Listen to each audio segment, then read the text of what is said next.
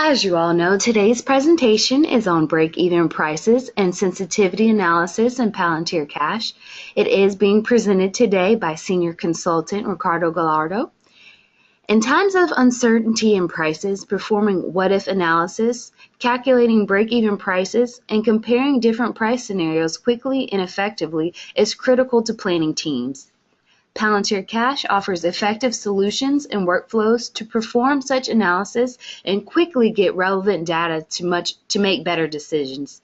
In this webinar, we will explore the capabilities of PalantirCASH to perform said tasks with out-of-the-box functionality. Ricardo Gallardo is an applied mathematician with strong experience in finance, statistics, and optimization. He is a senior consultant for Palantir and focuses on large-scale client implementation. Ricardo holds a Master's of Arts in Computational and Applied Mathematics, focusing on signal processing and optimization from Rice University. So, without further ado, I will go ahead and turn this presentation over to our presenter, Ricardo Gallardo. Good morning. Thank you, Sarah, for that kind introduction. So, as you've been told, I'm Ricardo Gallardo, and today I'll be talking to you about breaking-even prices and a few analysis that we can perform quickly and easily through PalantirCASH.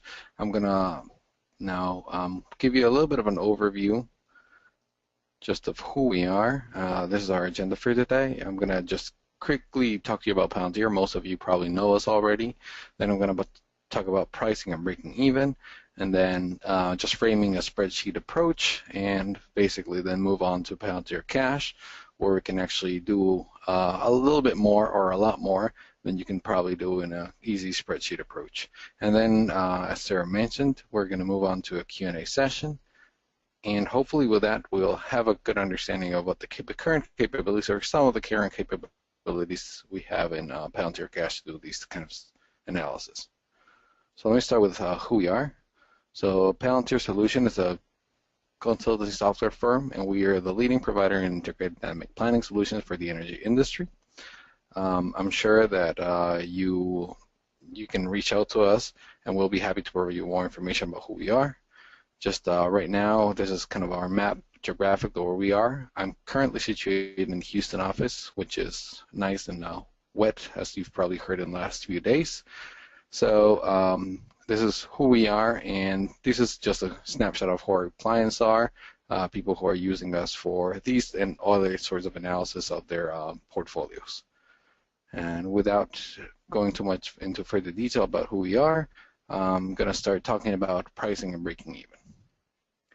So, as we all know, breaking even prices can be used as thresholds for investment decisions and availability of profiting from a particular prospect. That is, if I find my break-even price is significantly higher than market prices, I might not want to invest in a prospect, or I might decide that actually it's worth the risk or not. It's a simple metric that can actually be used for decisions. So what is traditionally a break-even price? It's the price that actually makes the after-tax cash flow equal to zero. That is, the one that makes the total revenue equal to total expenses. In oil and gas context, this is of course a little bit more intricate because there's expenses that are not necessarily related to operation, but are government expenses, burdens, royalties, and different taxes that have to be paid. But in the end, if we go back to the first line of definition, is if I take my after-tax cash flow cumulative over the entire duration of my project or prospect, then if that equals to zero, I found my break-even price. Please note that any and all prices that I'm going to be using for this presentation are not necessarily representations of what we expect for prices. It's just for illustration and just to make sure that our point gets across. Once again, do not take these prices to be representative of any belief of expected prices in the marketplace. Let me give you an example of what I mean by break-even price. So for instance, take a very simple setting where we have 100 barrels of production at $60 per barrel, and that gives us a $6,000 revenue. I'm assuming a 20% royalty rate, which gives me a royalty of 1,200, And if I have some operating expenses and capital expenses, I'm just lumping them all together into some expense category, and I can compute my corporate taxes after that.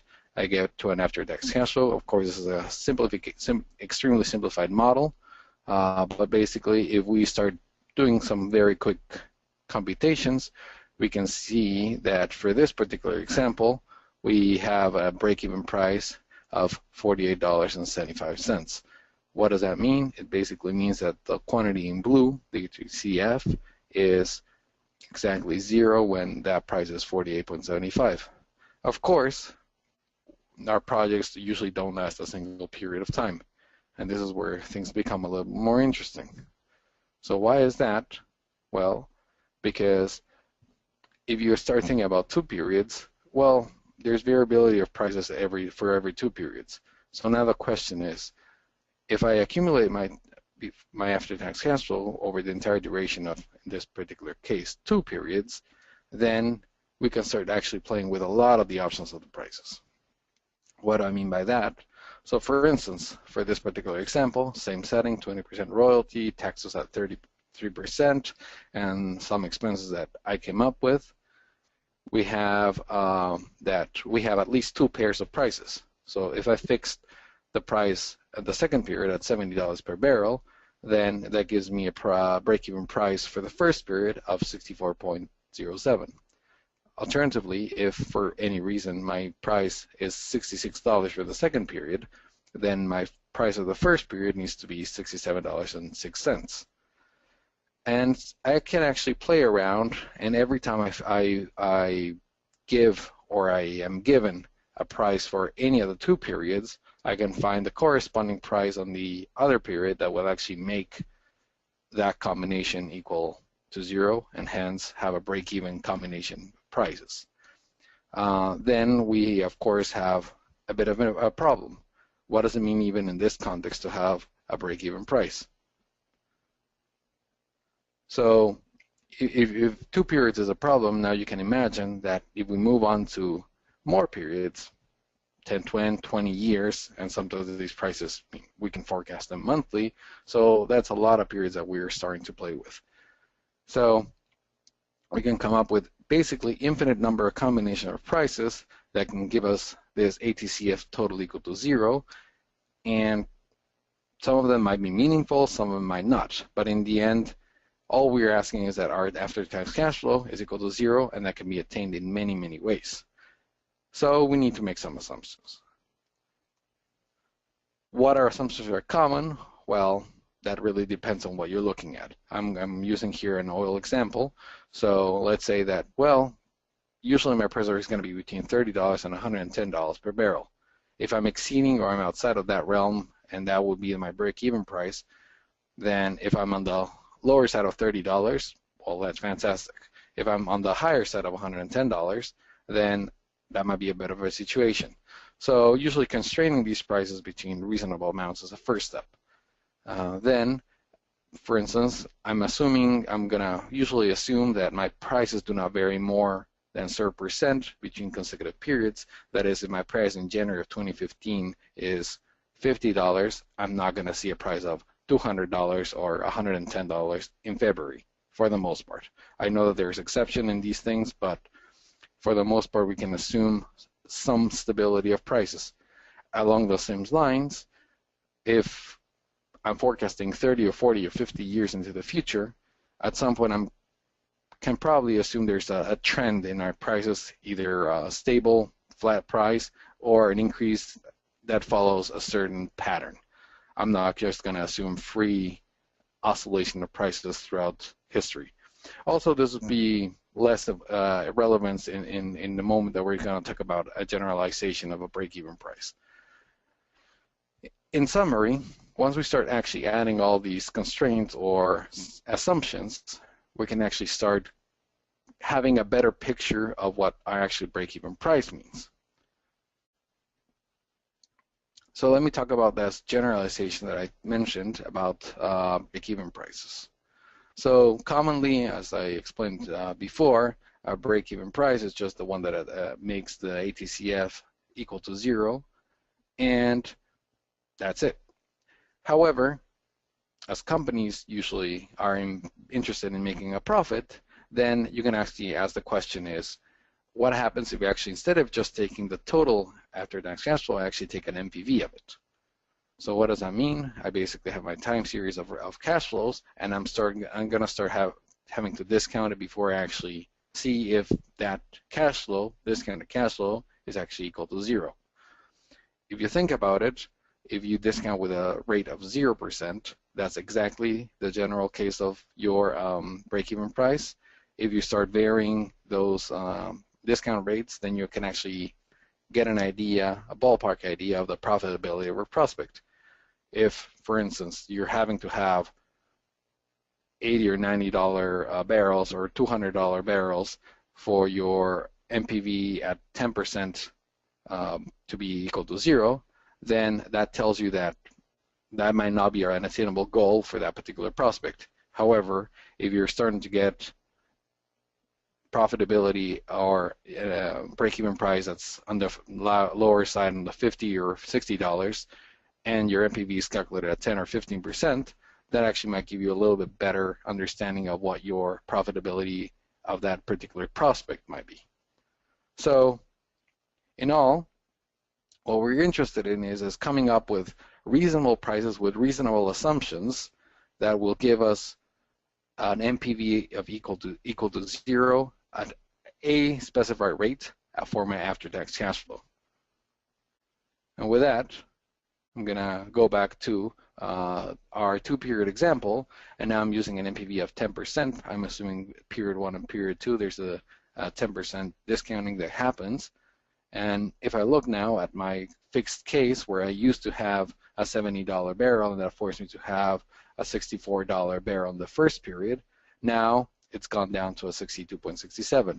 How should I read this?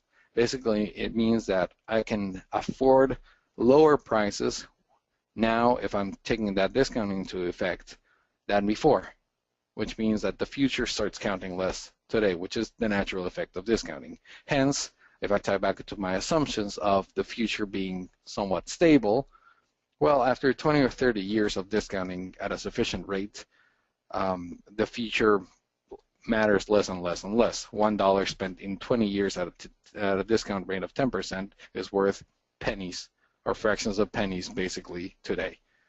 So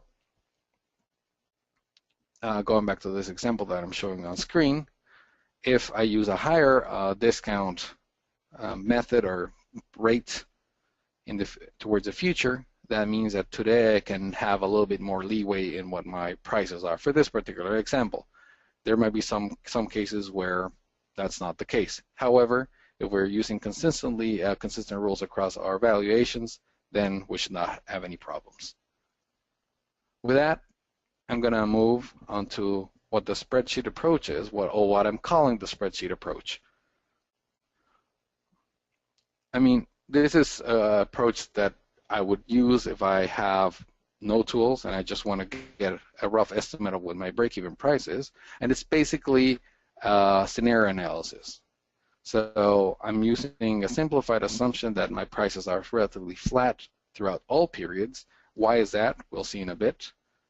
And then we're just going to analyze a few scenarios. For instance, we're going to take a barrel of oil at $50, then another at 60, or one at 75, and another at 85. For linear regimes, what does that mean? What I mean by linear regimes, it means that if I vary my prices about 10%, then my after-tax cash flow is going to vary roughly about 10%. So if we have this, for instance, in this particular case, we have two scenarios, one at a $44 barrel and the other is a $60 barrel, and my NPV is negative $140 million dollars, and then at $60 it's about 110. Then my break-even price is going to be around $55. This is a fairly easy and very easy to understand approach. This is why I'm using the fact that I'm using a flat price so that I can actually represent this very easily. However, not all things are linear. So what can we do if we don't have a linear regime? Well, we can take an estimate via regression.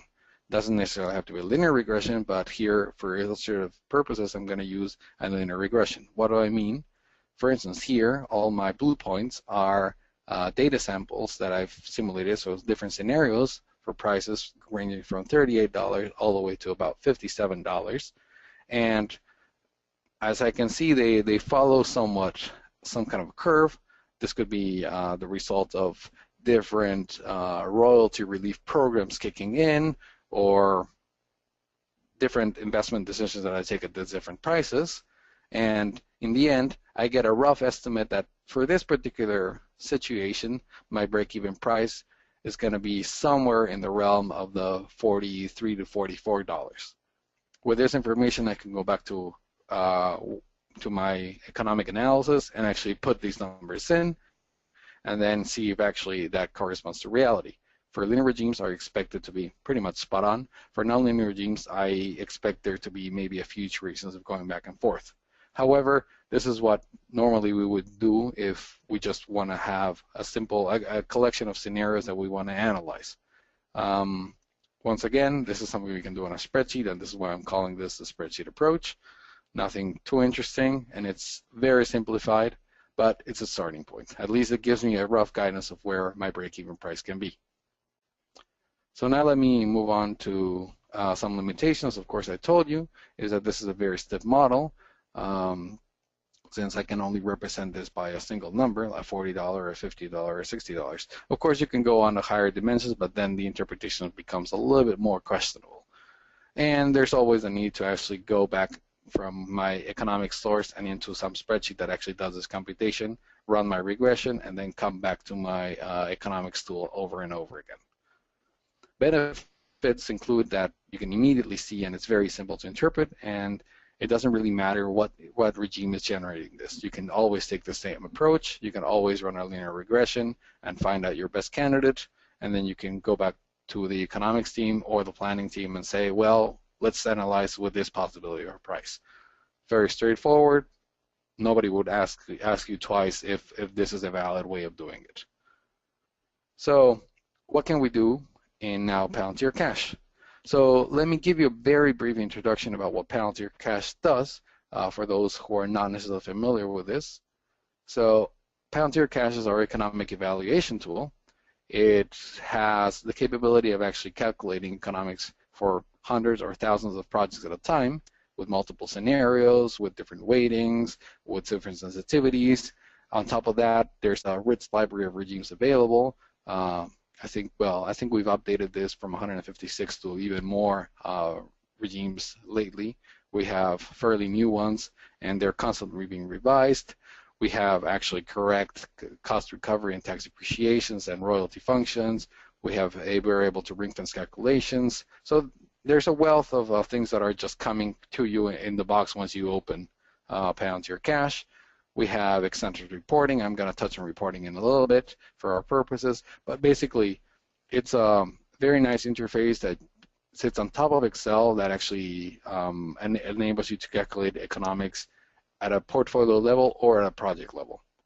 On the right, you can see in this sheet, it's one of our standard reports, just a standard summary report that basically tells you quite a bit of information regarding your prospect or project, and it basically allows for very ease of access to information and nice graphical interpretations.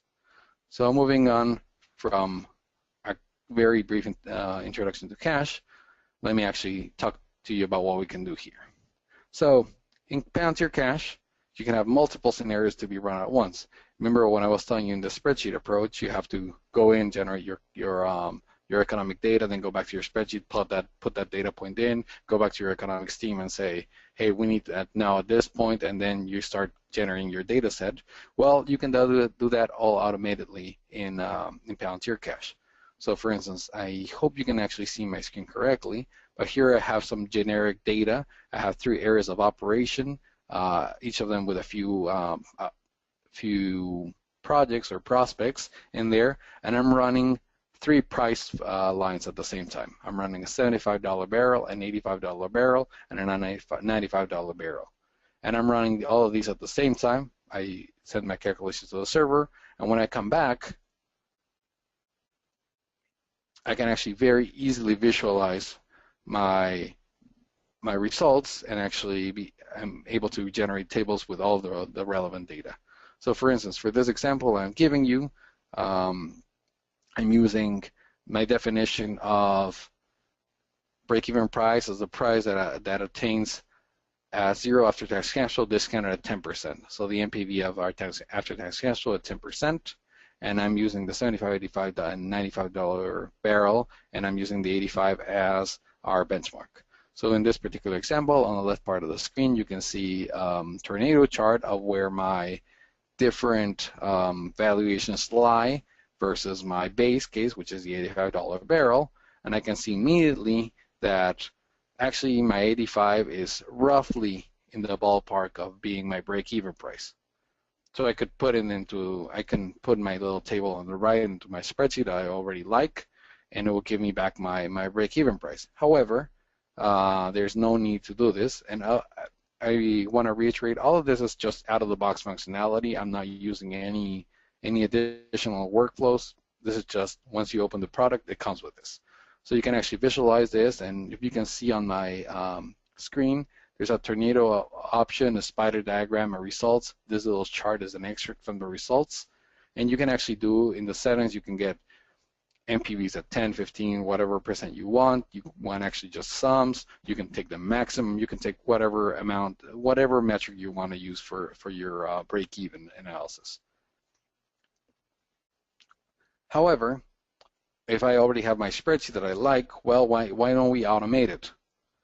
So for instance, in this case, this is an automated report using the same data set that I showed you. I am actually able to immediately generate my result from my 75 and 95 dollar barrels and put it in a graphic that's automatically generated by a system in a report, and I can immediately see that my break-even price is around $80, which is somewhat consistent with what he had seen with the $85 barrel. Hence, here it's just a click away, and there's no need to go back and forth between our economics tool and our reporting tool in a separate page. So, fairly nice feature. You build a report. Reports are very easy to build, and then you just get automated information about your break-even price. However, I understand that in this world, not everything is a flat price, and we don't necessarily just want to get a graphical interface. So let's actually get to the more interesting part, which is automation, but in terms of optimization. PalantirCASH offers an optimization tool that helps automate the break-even price calculation. What does that mean? It means that this automation will give the user a little bit more flexibility than the standard spreadsheet approach, and it allows for significantly more complex price forecast. Remember that we were assuming back then that we had a fairly flat or consistent prospect of our prices or forecasts, and now we're actually saying, well, we don't actually need to satisfy that condition. We can break it a little bit, or quite a bit. So what is the main idea of this optimization tool? It's fed forecast with the essential information. What do I mean by essential information? It means that it respects what my beliefs or my company's belief or my planning team's beliefs are for the general relationship between the prices. So for instance, we have let's assume that we have that we believe that for the next 5 years prices will increase about 10% each year, and after that they will stabilize. So that gives me, roughly, or well, it gives me a wealth of options. So let's say that in 2015 I'm starting with a $48 or a $50 barrel, and that will put me at either $77 or $80 at the end of 2020. I'm assuming here all of these terms are in real terms. Again, these are just illustrative examples. But why am I pointing this out as two possible options? Because when the optimization happens, these are going to be scaled, so the proportions are important. And I'll talk about it a little bit in more detail further on. But the idea is that all of that now that I need is that the prices in between themselves have a consistent information, or have a consistent structure that I'm happy with, or that my team is happy with, and then I can actually use that as a basis for the optimization. So for this webinar, we're going to be using a tool called the GoalSeek, which is available for PalantirCASH. It's right there out of the box, and or I believe you might need to get it from a marketplace, which is basically like downloading an app into your phone. So what this tool does, it basically scales, that is multiplies the entire time, price forecast by a scalar factor until the desired MPV is attained. So, for instance, this is how a typical case looks in PalantirCASH. It's an Excel interface, and all I have to do is open it and then launch, and you can see it here, a goal seek tool, and that will actually enable me to interact with the information in that particular prospect and then figure out what my pricing looks like. So what options do I have? So I will have what I want to be selecting on. So let's say that, I might not be actually interested in the after-tax cash flow, even though that's a traditional definition. Let's say that I want to actually do it on the before-tax cash flow or the contractor stake. These sort of things could be interesting to me. So I can in this case, I'm going to go with a traditional approach, and I'm going to say, well, I actually want my after-tax cash flow to be equal to 0 if I discount it at a rate of 10%. And I want that discount to be in real. I could have said I could have said nominal, I could have said real, and I want it to be 0. And I'm going to be varying this particular example, the prices of gas. So with that, as I told you, I have two options, which is a scalar factor of 40% up to 80% over. So if I start with my $50 price forecast, even though this is gas, I apologize for that. If I start with my $50 and I allow to be up to 40% of that, and I'm allowed to go up to 80% over that. If I start with a $48 barrel, then the same percentages apply. The rest is just mathematical conditions of what method I'm using to actually find the equilibrium and just how accurate I want my solution to be. So once I run that, the GoalSeek plugin will start iterating over possible scalar values applied to the price forecast. What does that mean? It actually will go and calculate full economics for, let's say, the $50 barrel, and then it will, let's say, go up by 5%, and then say it will calculate this at $52.5, and so on and so forth, or whatever that starting part is, and every price in my price forecast will be scaled by the same factor. This is why it's important to have fed the system with a smart first forecast. So once that is done, I'm going to present you a little bit of what it looks like. It's that red line that you can see in the screen is my 0 goal, and the green line, I hope you can see it, I think it should be easily to read, is actually where my different iterations are lying. As you can see, it starts out very far away, all the way up in this area, and then it starts slowly moving and converging until actually it finds that my MPV is actually 0. And with that, it tells me what this scalar is. So here I used a very small data set, but what I am saying here is that if I want to break even, my prices need to be almost 14% higher than what they currently are. And that might be a relevant piece of information. If I expect my prices not to go up, then, and if I need them to be 14% higher than what they currently are, that's a bit of a problem. But let's not get into what the implications of these things are just yet, but actually just take a look at what it can do. So at this point, I found out that for this particular prospect, I need a 14% price increase to my base case or my base scenario to actually break even, at least at this discounting. So that actually can trigger a whole bunch of questions: is what happens if we relax the condition of profitability, or what happens if we change a little bit what our initial model for the price forecast would be. However, in the end, what I do know is that my current prices are not enough to break even, and that could be potentially a problem. So in terms of PalantirCASH, once you've run this optimization, you're prompted to apply the scaling onto your prices or not. So you have the option of saying, well, actually, do modify my data by that 14% if it's reasonable, or if it was lowering it by whatever amount, do apply that scaling into my pricing. And then your prospect is automatically updated with the new pricing information so that you actually know what your pricing is going to look for that break even. And of course, this can be actually done for each individual prospect separately over and over again with the different ones till you end up having each prospect be breaking even on its own. However, sometimes there's a wonder to do this at a higher level. So for instance, let's say that I'm assuming an unconventional fields where I have 4 or 5 areas of operations where I want to go in, and I really don't want to necessarily calculate each area separately, but I want to make a joint decision of all this thing.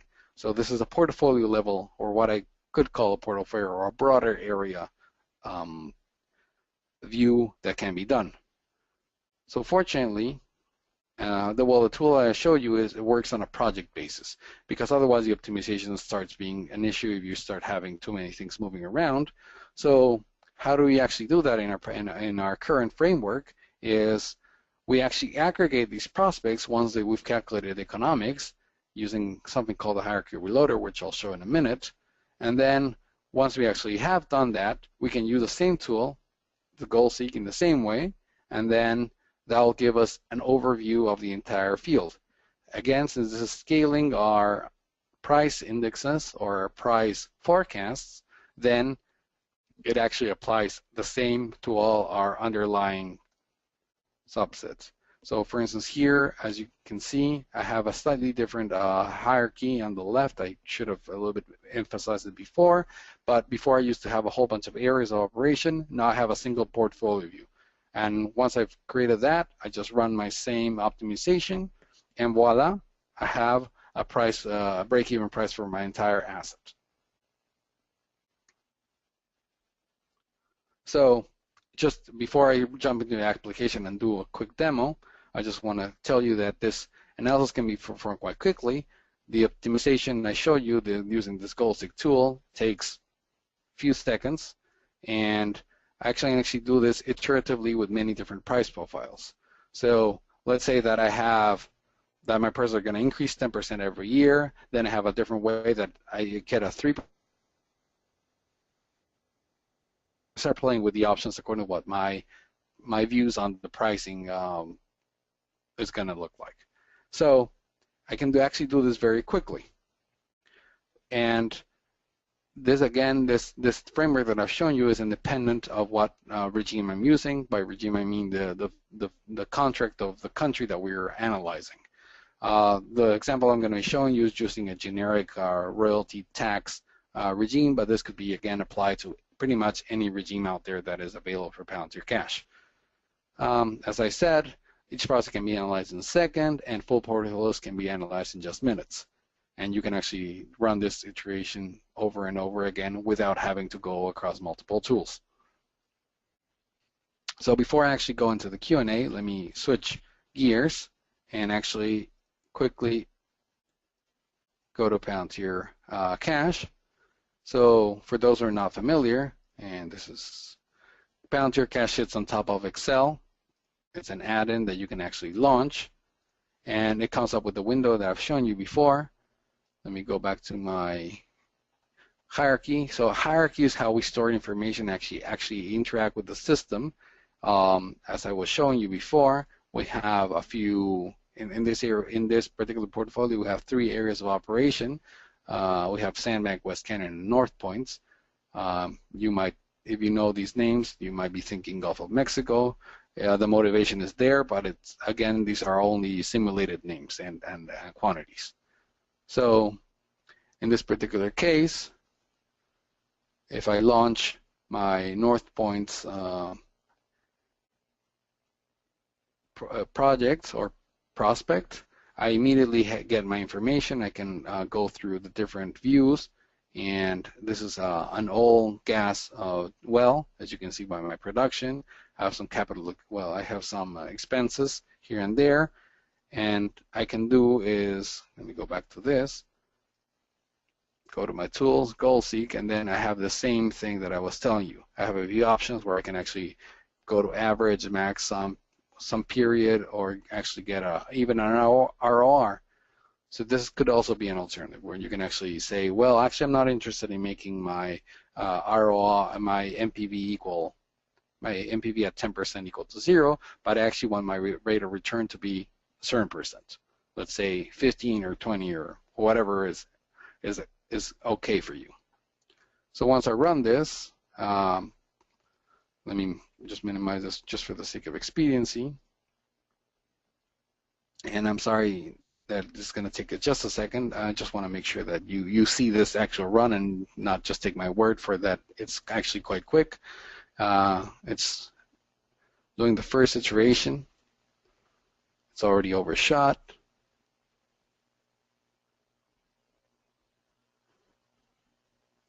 So we're starting to get a lot closer.